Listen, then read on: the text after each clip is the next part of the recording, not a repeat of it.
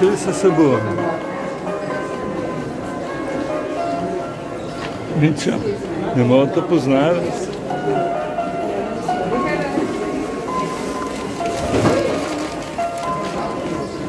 Айде се бухнем се.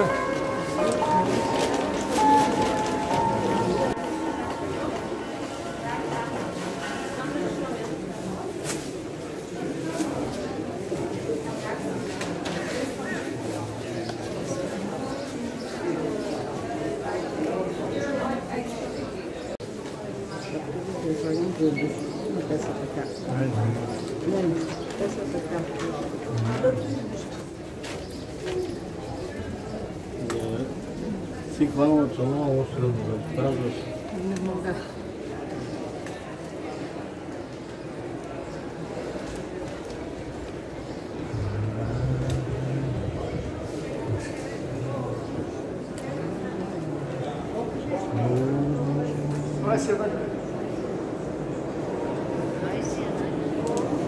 Тук да се съберем, се пишем от средата.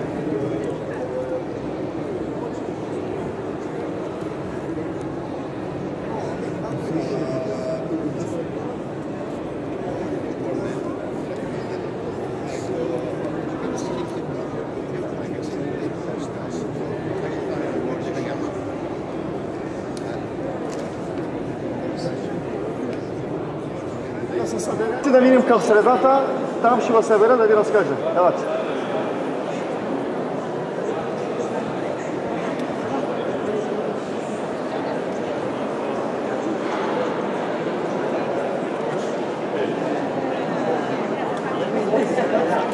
See the altar.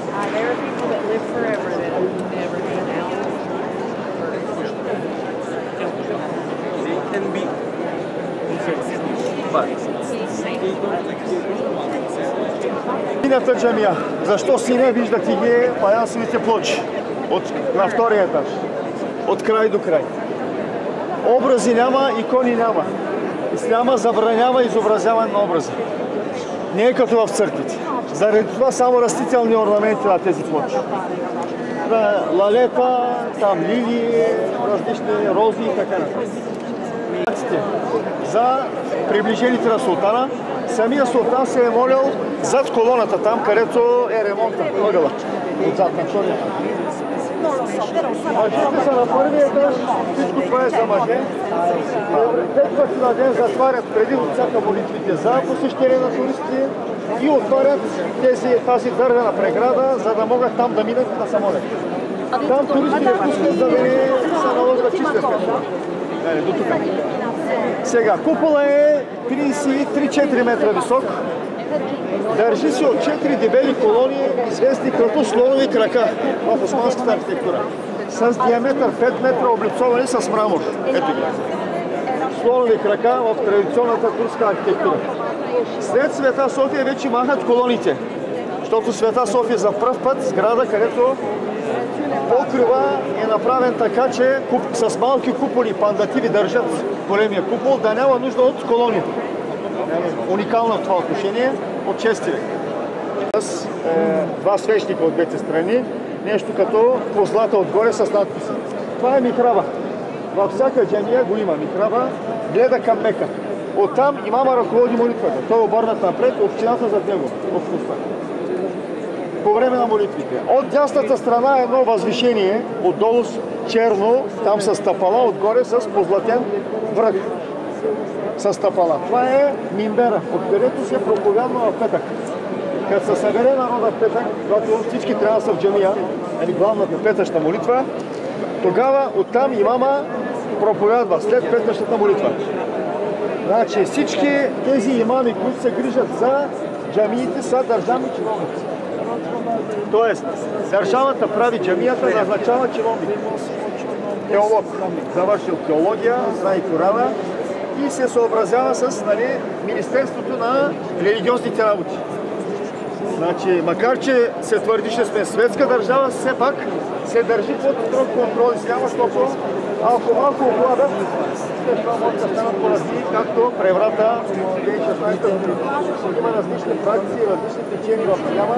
Долу е ремонта, отгоре има открита част, там предимно слагат маса и оттам се чете Коран по време на някакви свещени нощи, които се отбелязват в Корана.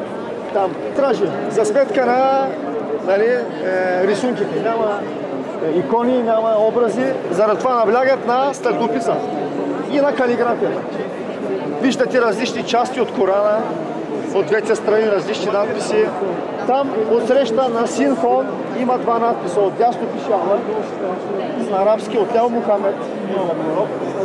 От дясно и отляво още по два надписа. Имената на първите 4 халифа. Ебу Бекир, Али, Осман, Омер и така нататък. Религиозни мотиви преобладават в джамията.